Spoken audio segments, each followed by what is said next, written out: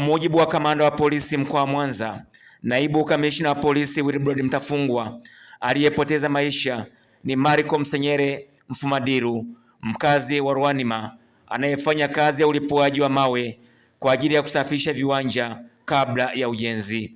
Amesema mlipuko huo umetokea majira ya saa 12:45 asubuhi kwenye kibanda cha kahawa kinachomilikiwa na Daudi Joseph Baraka. Ghafla katika huo muda nilioutaja ulitokea mlipuko mkubwa uliosababisha kifo cha Marco Msenyere Mfumadiru, jina maarufu Shija, ambaye alifariki dunia hapo hapo kutokana na huo mlipuko mkubwa. Baada ya kuwa amefariki, ilikuja kuonekana kwamba miguu, mikono, tumbo, kiuno vilikuwa vimeharibika vibaya, na kama nilivyosema alipoteza maisha hapo hapo. Kamanda Mtafungwa amesema majeruhi wa tukio hilo wanaendelea kupatiwa matibabu katika hospitali ya Butimba na Bugando. Majeruhi hao kwa majina wametambuliwa kuwa ni Daudi Joseph Baraka, ana miaka 54. Huyo ni muuza kahawa na mmiliki wa kibanda hicho cha kahawa, ambaye kwa sasa anatibiwa katika hospitali ya Butimba. Anaendelea kupata matibabu kule, hali yake sio mbaya. Wa pili ni Emmanuel Ruhangwa Joseph. Huyu ana umri wa miaka 40, mkazi wa Sawa. Kazi yake huyu ni fundi ujenzi. Huyu hali yake sio nzuri, amepata huduma ya kwanza, sasa hivi amehamishiwa katika hospitali ya Bugando kwa ajili ya matibabu zaidi.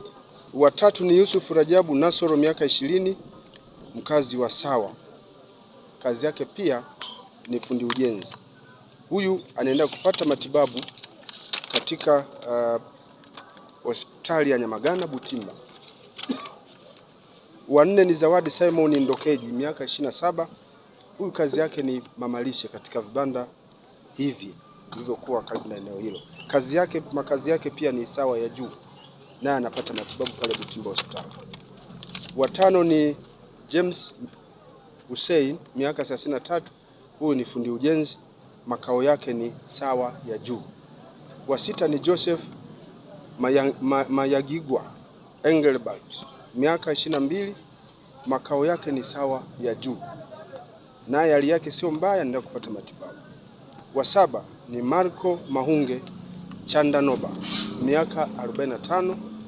Kazi yake huyu ni sawa na ya huyu marehemu. Kazi yake ni kupasua mawe.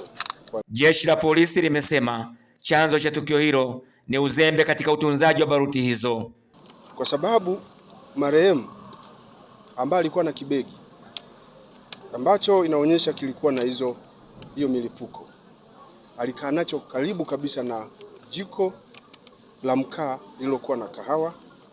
Ilivyotokea joto ndipo aliyo ikajitokeza. Tunasema ni uzembe kwa sababu alipaswa kujua hizo baruti kwamba hazitakiwi kukaa karibu na kitu chenye joto kali. Baadhi ya wakazi jijini Mwanza wameeleza kusikitishwa na tukio hilo, ambapo wameahidi kuendelea kutoa taarifa kuhusu watu wanaotumia vilipuzi kwa ajili ya kulipulia mawe katika maeneo yao bila kuwa na vibali halali, ili hatua za kisheria ziweze kuchukuliwa dhidi yao. Hao wenzetu ambao wanaofanya hii kazi bila kibali, ndio maana nimetanguliza kusema kwamba serikali tuungane nayo na sisi wananchi, kwa sababu wewe unakaa Buhongwa au unakaa ni pale Nyegezi, huwezi ukajua kwamba kazi huko itafanyaje, itafanyika. Lakini mimi nayo kaa huku lazima najua. Kuja kuangalia pale nilikuwa nimetokea, naona vumbi, sikuweza kuingia. Kwa baadaye ndio nilipokuja kusogea nikaona kuna mwanajeshi alikuwa amekuja, sio ametokea wapi, akasema ni nini. Kuja kusogea ndio tukakuta wale walikuwa wamelala pale, wote wamelala, maana hamna mtu anayeongea pale. Kuja kumwangalia yule mwingine tukakuta ameshafariki pale.